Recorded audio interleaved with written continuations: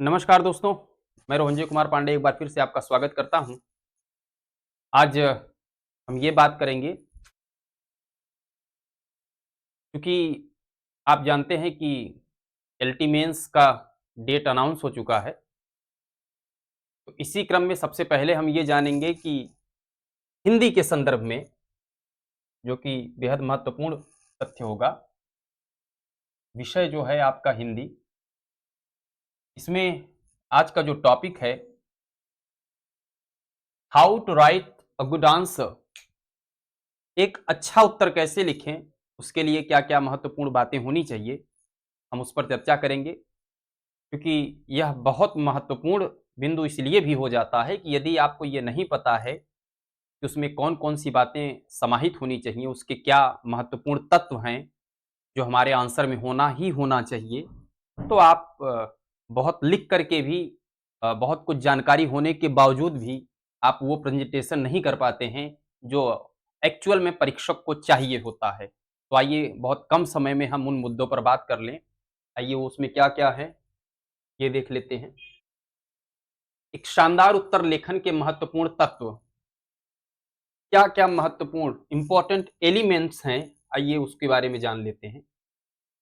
जिसमें एक तो हो गया प्रस्तुतिकरण, ये क्या होता है ये जानेंगे। फिर हम जानेंगे प्रामाणिकता, फिर इसी क्रम में हम जानेंगे रेशियो और अनुपात, फिर हम जानेंगे सीमा, उसके बाद भाषा, फिर निष्कर्ष। एक उत्तर के अगर ये सारे पक्ष अगर आप बेहतरीन तरीके से लिखे हैं, इसका मतलब ये है कि आपको ये समझ है कि हमें अपनी बातों को कैसे व्यक्त करना है। अब इसमें सबसे बड़ी बात और सबसे महत्वपूर्ण हिस्सा क्या है? क्योंकि आप जानते हैं कि आपका जो पेपर है, पेपर में कुल आना है 20 प्रश्न।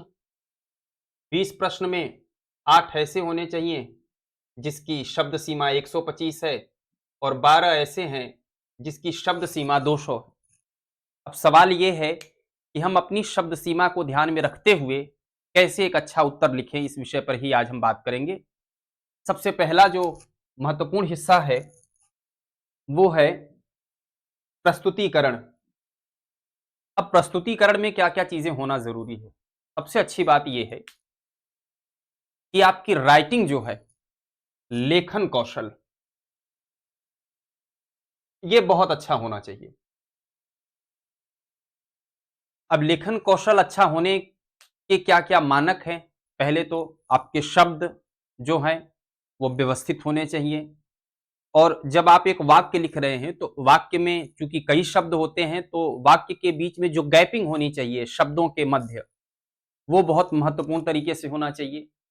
ऐसा ना हो कि मान लीजिए ये आपका पेपर है, क्वेश्चन पेपर, आपने पेज भरने के लिए किसी लाइन में 2 शब्द लिखे, फिर आपने किसी में 3 लिखे, किसी में फिर 2 लिखे, फिर किसी में 3 लिखे। आपका उद्देश्य ये ना हो कि हम केवल पेज को पूरा भर दें, हमारा काम बस उतना ही है। दरअसल क्या है कि इसमें यह ज़रूरी है कि जो शब्द सीमा है उसका भी ध्यान रखना है।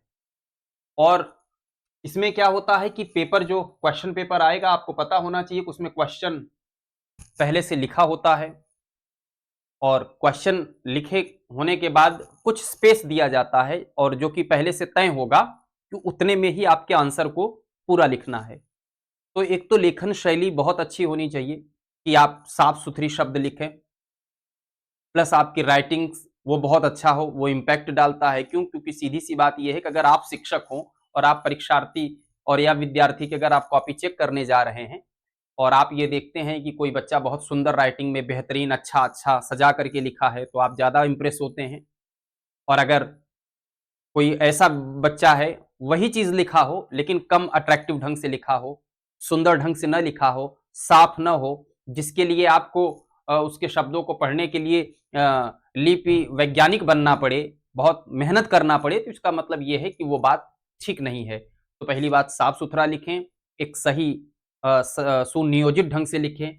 तो सुनियोजित ढंग से लिखने का जो आशय है, वो क्या है, वो हम जान लेते हैं। उसमें मूल रूप से आप ऐसे जान लीजिए कि जैसे जो पेज की साइज़ आपको दी गई होती है, उसमें कम से कम एक लाइन में 7 से 8 शब्द आ जाएँ। अगर शब्द ज़्यादा बड़े हैं तो कम से कम 6 शब्द तो आ ही जाएँ उसमें। यह बहुत महत्वपूर्ण है। और साफ हो, स्वच्छ हो। अब क्या है कि एकदम ब्लैंक पेज मिलेगा आपको।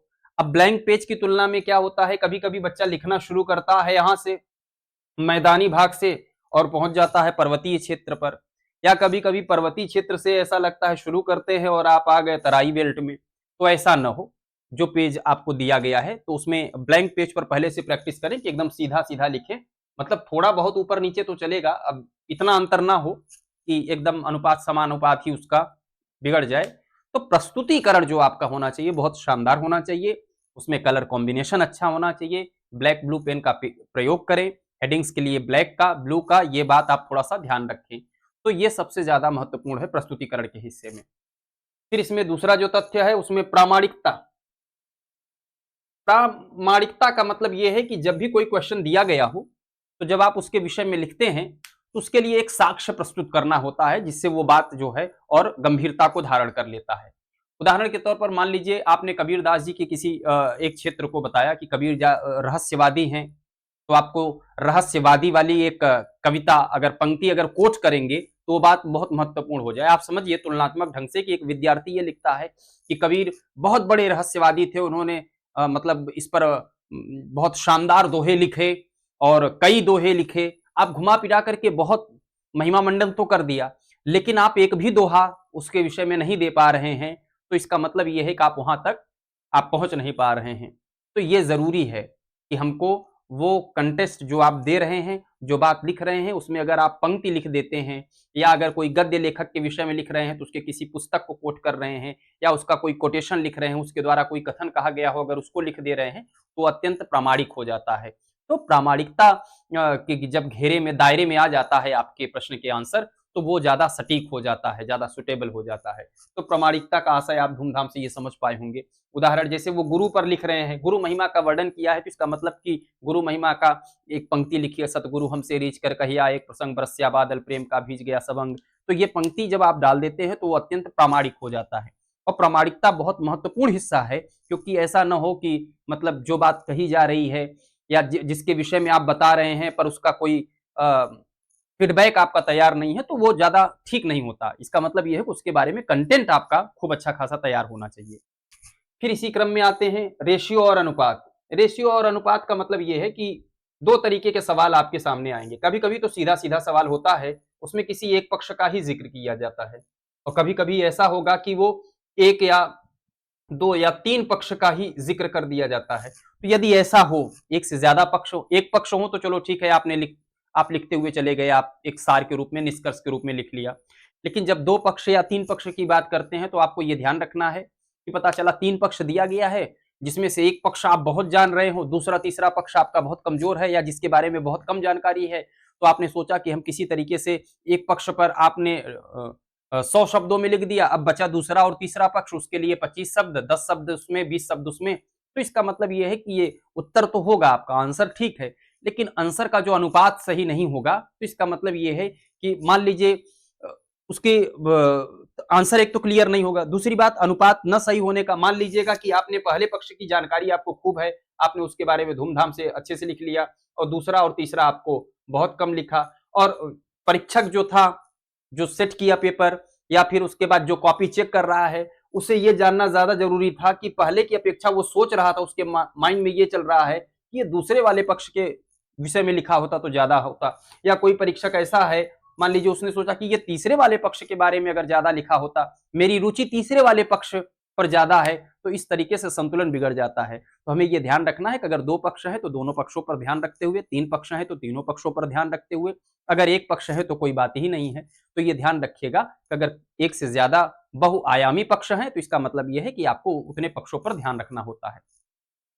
उसके बाद आता है सीमा। सीमा का मतलब ये है कि आपका एक लिमिटेशंस होना ज़रूरी है। अब जैसे मान लीजिएगा कि 125 शब्द, 200 शब्द हैं, अब इसका अंतर ये जान लीजिएगा। बहुत सारे बच्चे दबाव में होते हैं कि सर अगर 125 शब्द है तो क्या 125 एग्ज़ैक्ट होना चाहिए या 200 शब्द हैं तो 200 शब्द एग्ज़ैक्ट होना चाहिए? ऐसा संभव नहीं है। ये जान लीजिएगा कि जब भी आप कॉपी लिखते हैं, आंसर राइटिंग करते हैं, तो अगर जो भी परीक्षक चेक करता है तो वो कभी भी आपके शब्दों को काउंट नहीं करेगा। इस बात का भ्रम, इस बात का खौफ, डर निकाल लीजिए अपने मन से। अब अंतर कितना होना चाहिए? जैसे 125 शब्द दिया गया है, तो अगर 2 4 5 8 10 शब्द कम हो गए या 2 4 5 8 शब्द ज्यादा हो गए तो कोई विशेष फर्क नहीं पड़ता। लेकिन अब 125 शब्द दिया है, पता चला आप 80 शब्द में 90 शब्दों में आप उत्तर दे रहे हैं, इसका मतलब यह है कि उत्तर तो आप दे रहे हैं लेकिन आप उतना एबल नहीं हैं, वहां तक आप पहुंच नहीं पा रहे हैं, तो इस बात की दिक्कत हो सकती है, इस बात की कमी उसमें झलक सकती है। तो यदि 125 शब्द में कहा गया है तो 120, 122, 124, 118, 115 तक का वो मैनेजेबल है। लेकिन ऐसा ना हो कि आप 100, 90 प्रश्नों शब्दों में अगर आप उसका आंसर दे रहे हैं तो वो पूरा नहीं है। तो अगर कम लिखते हैं तो ये दिक्कतें हैं कि इसका मतलब ये है कि आप मौलिक रूप से तैयार नहीं हैं। दूसरी बात यह है कि अगर ज्यादा लिखते हैं, मान लीजिए आपको बहुत अच्छी तैयारी हुई, अब आप अपनी बात व्यक्त करते करते पता चला कि आप 125 शब्द में कहा गया था, आपने लिख दिया 150 शब्दों में, तो 150 शब्दों में लिख तो देना कोई दिक्कत नहीं है, लेकिन समस्या की बात यह है कि जो 30 या 35 शब्द आपने उस प्रश्न के लिए इन्वेस्ट किया, उतना समय आप दूसरे प्रश्न का आपने समय कंज्यूम कर लिया। तो जब आप दूसरा प्रश्न लिखेंगे या तीसरा प्रश्न लिखेंगे तो वहां जो समय की कमी होगी वो यहां की वजह से हो जाती है। तो ये बात ध्यान रखिएगा कि संतुलन इस प्रकार का बना हो कि जितने प्रश्नों या कोई भी प्रश्न जितने शब्दों की डिमांड करता है उतने शब्दों में ही आप अपनी बातों को कहने की क्षमता रखें, ये ज्यादा जरूरी है। इसीलिए आप अपनी सीमा, अपनी परिधि के बाहर न जाएं, ये बहुत महत्वपूर्ण है। तो इसकी एक अच्छी खासी तैयारी हो। और एक सीमा तो ये हो गई शब्दों की। दूसरा बेहद महत्वपूर्ण बात यह है कि जो सवाल आपसे पूछा जाए, तो जो सवाल आपसे पूछा जा रहा है उस सवाल के बाहर जाकर के कोई काम ना करें। इसके लिए एक शब्द आता है व्याप्ति और अति, अव्याप्ति और अति व्याप्ति की। अव्याप्ति का मतलब यह है कि जितना जो सवाल पूछा गया है यदि आप उस सवाल का पूर्ण रूप से आंसर नहीं दे पा रहे हैं तो ये अव्याप्ति के अंतर्गत आ जाता है। और अति व्याप्ति के संदर्भ में ये होता है कि जो बात पूछी जा रही है वो आप बताया लेकिन उसके अतिरिक्त और सारी बातों के विषय में उसी में चर्चा कर दिया तो भी वो निरर्थक हो जाता है। उदाहरण के तौर पर मान लीजिए जैसे ये पेन है और पेन की परिभाषा देने के लिए कही जाए तो आप पेन की परिभाषा क्या देंगे? आप बोलेंगे कि ये एक ऐसी वस्तु है जो लिखने का काम करती है। अगर आप इतनी बात कर रहे हैं तो इसका मतलब कि ये है, ये अति व्याप्ति में चला जाएगा, क्योंकि ये पेन भी लिखने का काम करता है, मार्कर भी काम करता है, चौक भी काम करता है। माने आपकी परिभाषा में ऐसी चीज शामिल हो गई जिसमें पेन के साथ साथ चौक और पेंसिल और पेन, वो सारे चीजों की परिभाषा उसमें शामिल हो जा रही है।